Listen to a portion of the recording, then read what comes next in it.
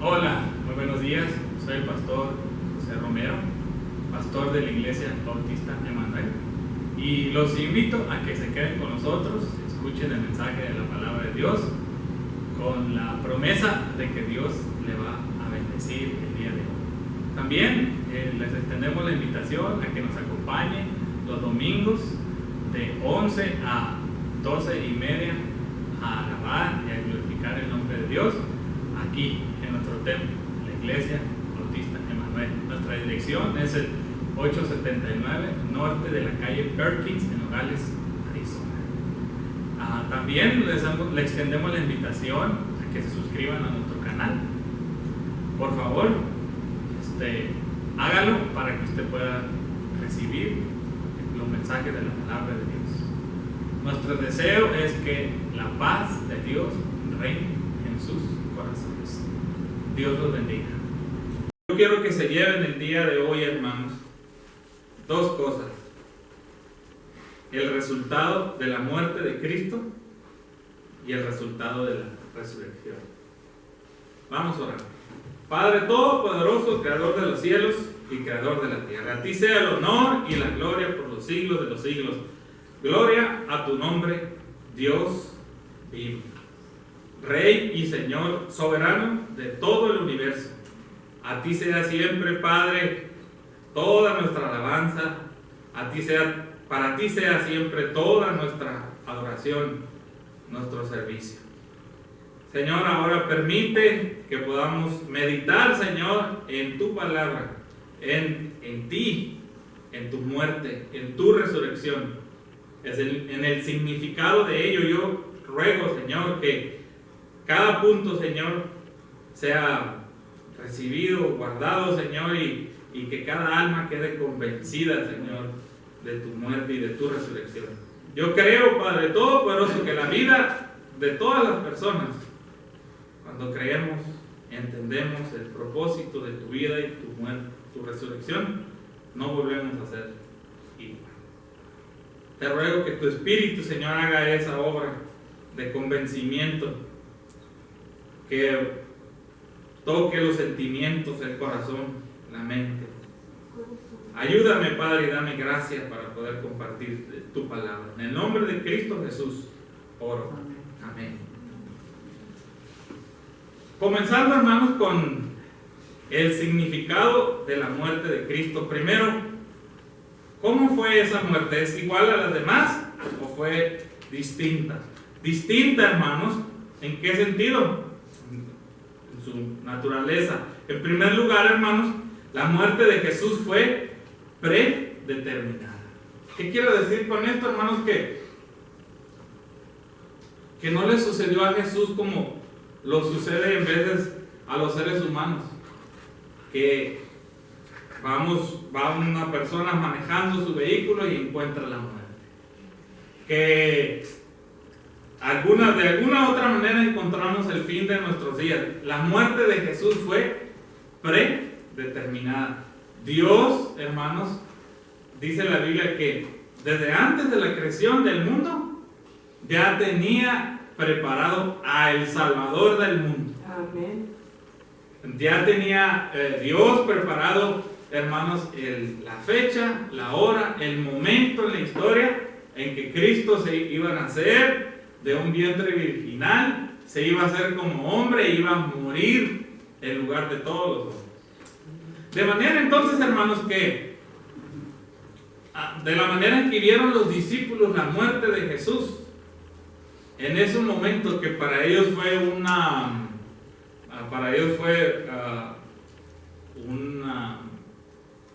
un incidente, algo grave, algo que lo sacó, ¿verdad?, de su fe. Cuando examinamos la Escritura nos damos cuenta, hermanos, y oímos las palabras de Jesús, que Él lo había planeado absolutamente todo, paso tras paso. La manera en cómo Él iba a sufrir, podemos mirarlo nosotros en Isaías 52, 53, nos dice la Escritura cómo iba a ser, todo lo que le iban a hacer, todo lo que Él iba a padecer. De manera, hermano, que no fue accidental, no fue algo por sorpresa, fue un plan de Dios. La muerte entonces de Jesús fue predeterminada.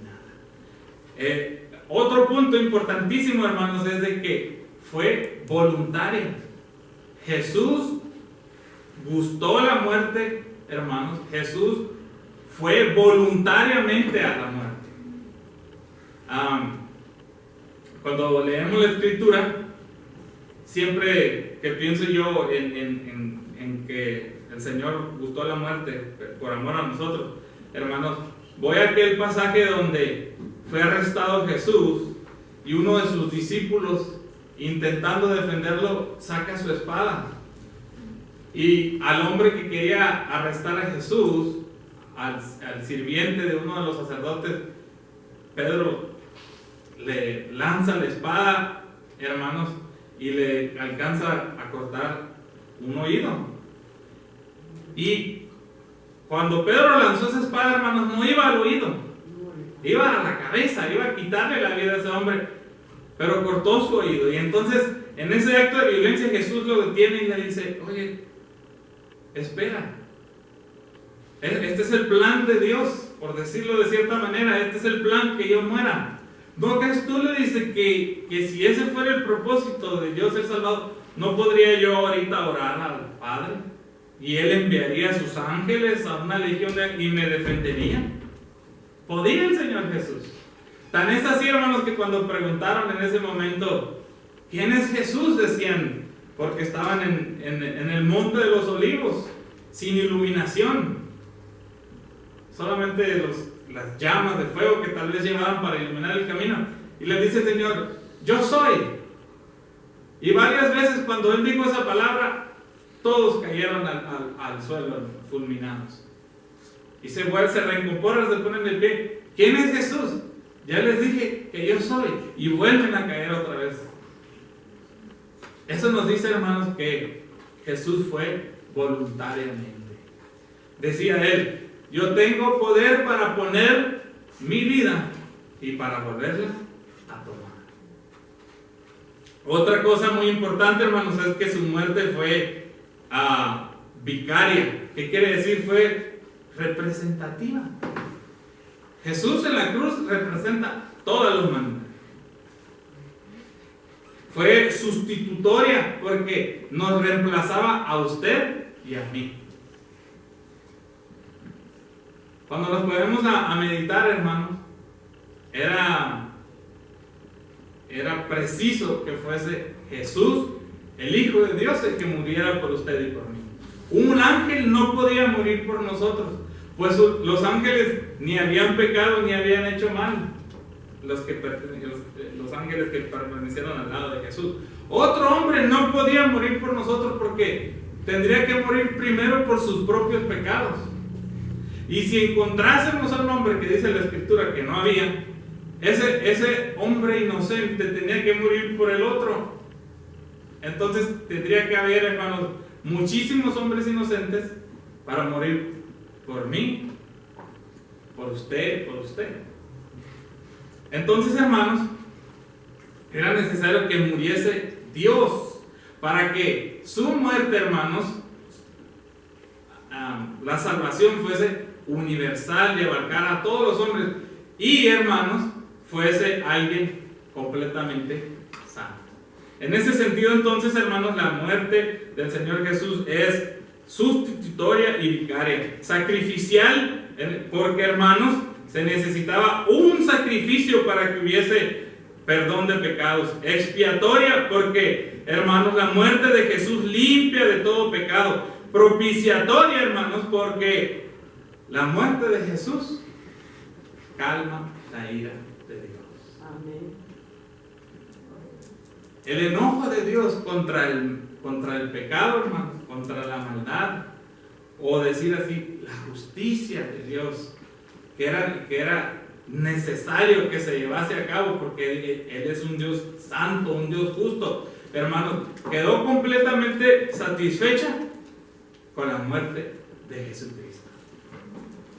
Entonces, en ese sentido fue propiciatoria, redentora, hermano, porque su muerte nos redime a nosotros, nos rescata a nosotros de nuestros pecados. Éramos esclavos del pecado, de Satanás, condenados a muerte, hermanos, y la muerte del Señor Jesús nos redime de nuestra condición. ¿Cuál es el alcance, hermanos, entonces de la muerte de Jesús? La Biblia nos dice que Jesús murió por todos. Jesús murió por toda la humanidad. Primera de Juan 2:2, primera de Timoteo 2:6. Jesús muere por cada individuo. Hebreos capítulo 2, versículo 9.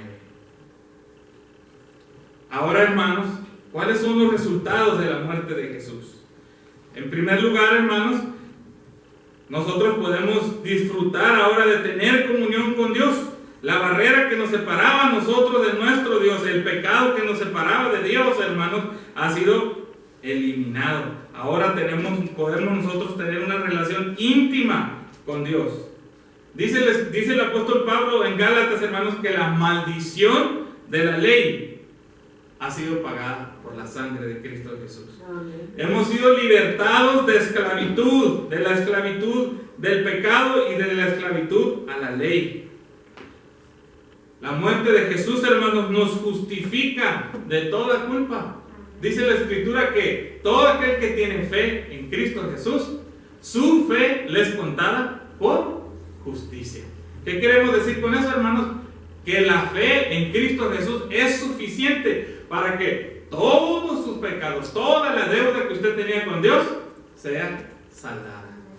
Y su fe le es contada por justicia. Eso es resultado de la muerte de Jesús.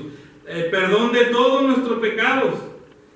La muerte de Jesús hace posible que haya una reconciliación nuestra con Dios. Lo creamos o no, antes de Jesús, hermanos, o todo aquel que vive sin haberle entregado su vida a Jesús y no tiene fe en Jesús, vive en enemistad con Dios. No hay comunión con Él. Por más maneras que busque de agradarle, no hay comunión con Él. ¿Por qué? Porque su pecado le separa de Dios.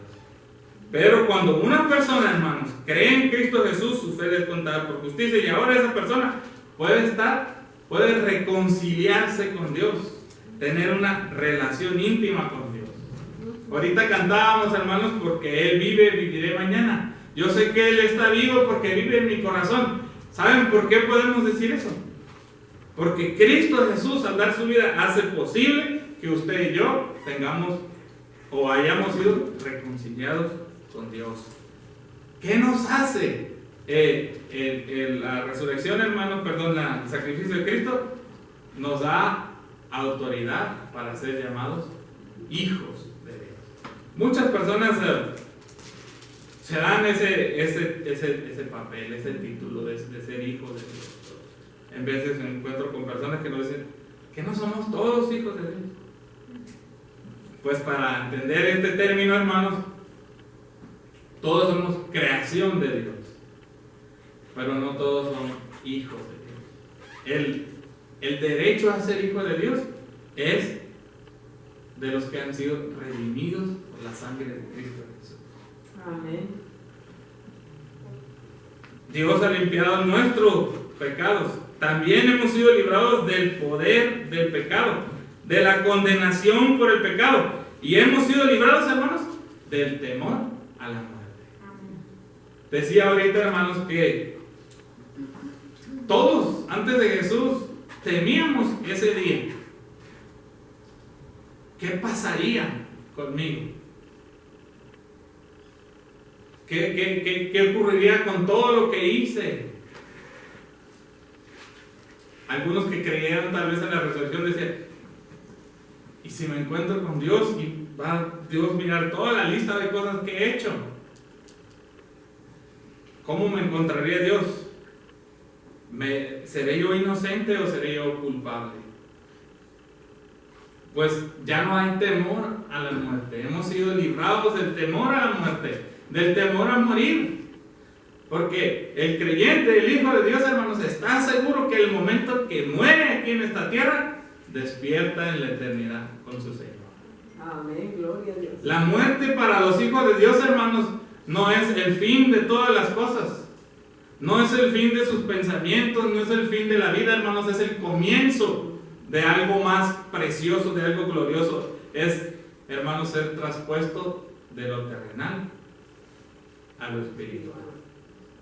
Entonces, los hijos de Dios, hermanos, cuando llegamos a tener esa convicción, cuando llegamos a creer y a confiar y a entender, hermanos, la muerte y la resurrección del Señor Jesús, ya no viven en temor. Me gustó algo que me dice el hermano Serafín cuando platicamos ahorita más temprano. Dice el hermano Serafín, a los 32 años comenzó su familia. No pensé, hermano, que iba a vivir tanto. Yo les decía a mis hijos, a mis hermanos, pues ¿para qué casarme? Tal vez ni los alcanzo a ver. Y me decía el hermano, mire, dice, ya miré a mis hijos, a mis nietos, y ahora estoy viendo a mis bisnietos. Y dice el hermano, lo que me gustó, dice el hermano, y ya estoy listo. En el momento que Él me quiera llevar, estoy preparado para ese día. ¿Por qué esa seguridad? ¿Por qué esa certeza? ¿Por qué no aferrarse como otros? ¡Ay, no me quiero morir! O estar espantado, hermanos. Porque está seguro de dónde va. No lo ha visto, pero el Espíritu de Dios, la palabra de Dios, le ha convencido. Entonces, hermanos, no hay temor a morir. Cuando eran más pequeños mis hijos, hermanos, y él les hablaba de esto, que nosotros no tenemos por qué tener temor a la muerte y todas estas cosas. Elí, y Jocelyn decía, oye, entonces, si morir es irnos con el Señor, pues ¿por qué no nos morimos ahorita ya? Vámonos ya, decían. En su inocencia, así pero a la misma vez es cierto. Si para un hijo de Dios, entonces ¿por qué nos quedamos aquí todavía? Decían mis hijos. Pero vemos entonces, hermanos, que Jesús no solo murió, sino también resucitó. Y esto, hermanos, para nosotros es muy, muy importante. Porque una cosa es decir, Jesús resucitó, y otra cosa es estar convencido de que Jesús resucitó. Yo creo que la vida de cada persona es diferente cuando una persona cree que Jesús resucitó, o cuando una persona sabe nomás que Jesús resucitó. Cuando una persona está convencida de que Jesús resucitó, o cuando una persona ha oído nomás de que ha resucitado. Cuando uno medita en lo que significa la resurrección, hermanos, uno ya no es igual. Porque la vida y todo tienen otro sentido. Pero ¿qué pruebas entonces hay de su resurrección? ¿Cómo sabemos que Jesús resucitó? Según la Biblia, aparte de nuestra propia experiencia. Bueno, hermanos, siempre en todas estas cosas los testigos son importantes, ¿verdad? La gente que lo miró con sus propios ojos es importante. La Biblia nos dice, por lo que acabamos de leer ahorita, hermanos, que la primera que lo miró después de haber resucitado, hermanos, fue María. El testimonio de María Magdalena y la vida de María Magdalena, hermanos, fue una vida después de la resurrección de Jesús, hermanos, una vida plena, una vida llena de gozo, una mujer fiel hasta el último momento de su vida, como lo fue la vida de todos los demás discípulos. Y yo le pregunto a usted, y vamos a usar aquí un poquito la mente y un poquito el análisis. ¿Por qué gustar la muerte de los discípulos? ¿Por qué morir? ¿Por qué Pedro permitir que le crucificaran? Y le pusiese y pidiese a él, no soy digno de morir como mi Señor, pónganme de cabeza, se me van a crucificar. Porque el apóstol Pablo escribe la carta a los filipenses y habla del gran gozo que para él es vivir por Cristo y el morir es ganancia. Si Jesús no resucitó y si Jesús no lo miró. Porque él está convencido de eso, hermano. Su vida fue un reflejo de la resurrección de Jesús. Por eso gustoso fue a la muerte. Él decía, no solamente estoy dispuesto a trabajar y esforzarme por el Señor, sino a poner mi propia vida si es necesario por el Evangelio. Y así fue. Entonces, hermanos, ¿por qué ser perseguidos? ¿Por qué sufrir? ¿Por qué, hermanos, padecer? ¿Por qué permitir que les quitasen sus bienes? Todas esas cosas. Si no estaban seguros de la resurrección de Jesús. Todo eso, hermanos, es prueba de que habían visto a Cristo resucitado. También, hermanos, en la prueba de todo eso es que apareció en otra ocasión a Pedro como un redentor, como un amigo. En Lucas 2, 24, 34. Jesús volvió a aparecer, hermano, a los viajantes que iban camino a Emaús, en Lucas 24, 13. Jesús apareció, hermano, a todos los discípulos cuando ellos estaban en el aposento alto. Jesús se puso en medio de ellos y nos aclara la escritura, dice, y estaban cerradas todas las puertas. Todo estaba bien cerradito. ¿Por qué? Porque ellos tenían temor, dice, temor de los judíos. Todavía todavía no estaban seguros, no estaban convencidos de la resurrección de Jesús, cuando de pronto, estando en ese lugar, escondidos y todo encerrado, ¿no?, aparece Jesús en medio de ellos y le dice, paz a vosotros.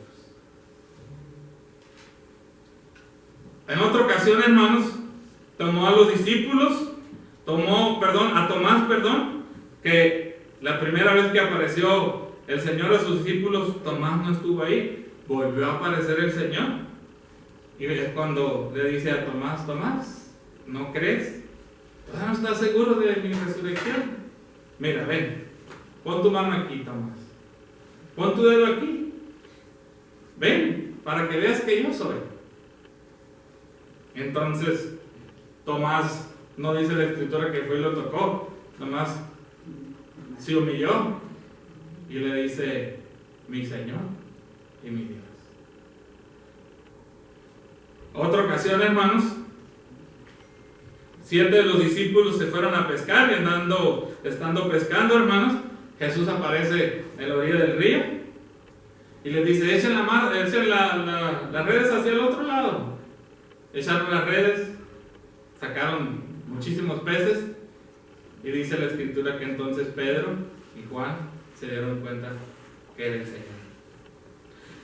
También, hermanos, dice el apóstol Pablo en 1 Corintios capítulo 15, 6, que en una ocasión el Señor apareció a más de 500 personas. El Señor apareció luego a Santiago. El Señor apareció, hermanos, luego a los 11 apóstoles de nuevo.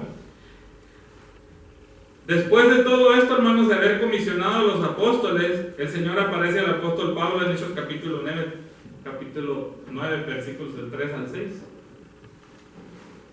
Cuando Pablo, Saulo de Tarso, iba en camino, hermanos, a perseguir a los hermanos, aparece una luz, cae al suelo el apóstol Pablo y ve al Señor Jesús. Tiene un encuentro con Cristo. ¿Quién más miró al Señor? ¿Se recuerdan ustedes cuando Esteban va a ser apedrado? ¿Le van a quitar la vida? ¿Y qué dice esta? Que vio el cielo abierto, vio al Señor.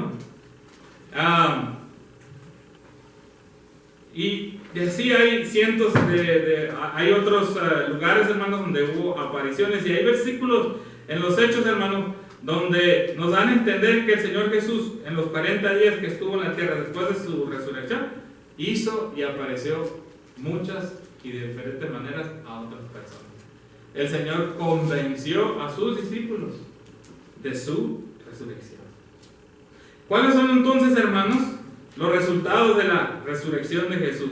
Una, hermanos, que podemos nosotros los cristianos ver que se han cumplido las promesas de Dios.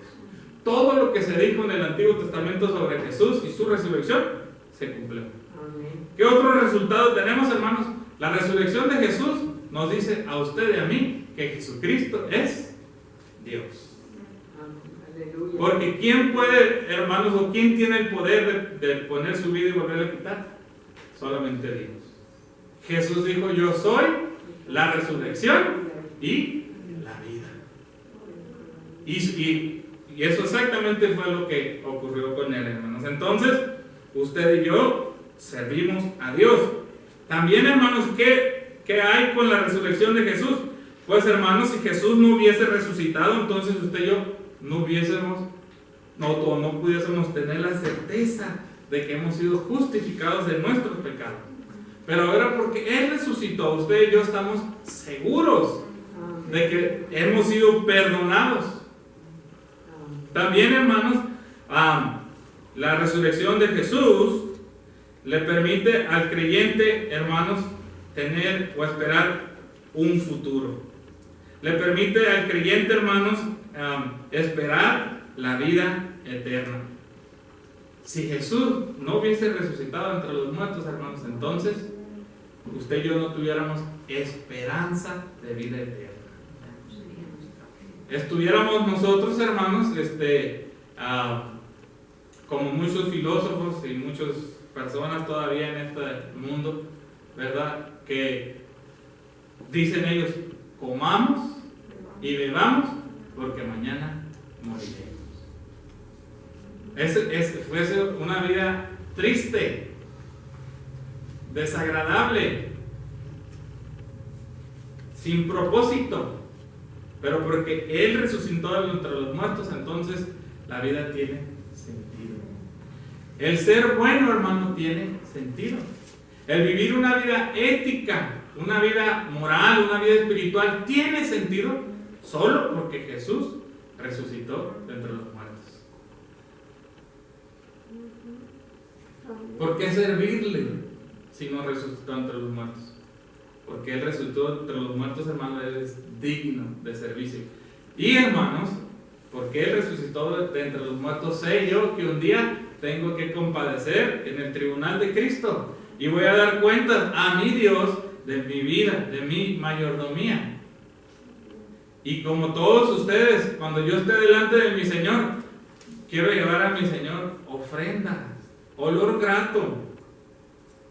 Cuando mi Señor me pregunte, no quiero inclinar mi cabeza porque no he hecho lo bueno, porque he vivido indignamente. Para los cristianos, buenas noticias. Para los no cristianos son noticias terribles, porque se tienen que un día enfrentar al tribunal de Dios y ahí van a ser juzgados por todos sus pecados. Asegura entonces también al creyente, hermanos, nuestra propia resurrección, nuestra vida eterna. Estos, hermanos, son los resultados de creer, de la muerte y de la resurrección de Jesús. Cada una de esas cosas pudiéramos nosotros pasar días analizando, días pensando en ello, y habría, hermanos, que hacer cambios en nuestra vida. Nada más con saber que me tengo que enfrentar a Dios, hermanos, un día, es suficiente motivo para yo portarme bien, para hacer lo correcto. Y los que creemos en Él, que nos vamos a encontrar en Él con un día, es suficiente razón para servir. Y es tener esperanza viva, una esperanza viva.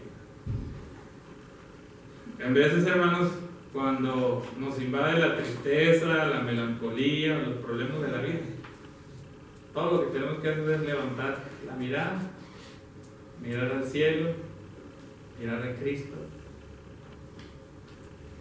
Y entonces, hermanos, nuestro corazón, nuestra alma es consolada, es revivida, porque todo aquí es temporal.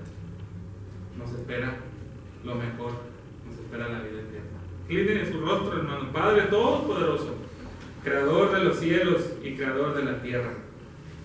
Señor, sin duda no alcanzamos, Señor, a comprender la magnitud, Señor, de tu muerte y de tu resurrección. Te ruego, Señor, que cada uno de los que estamos aquí, Señor, meditemos día con día, Señor, el significado de tu muerte. Cada uno meditemos, Señor, el significado de tu resurrección. Y dejemos, Señor, que esas verdades nos transformen. Nos ayuden, Señor, a tomar decisiones sabias. A ti sea, Padre, el honor y la gloria por siempre. Gracias, Señor, porque vives y reinas para siempre.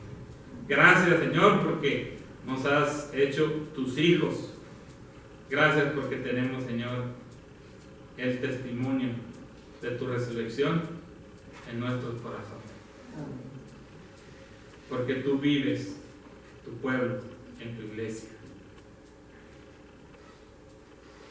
Padre, bendice a los hermanos, bendice a la congregación, a todos aquellos, Señor, que aún no te conocen.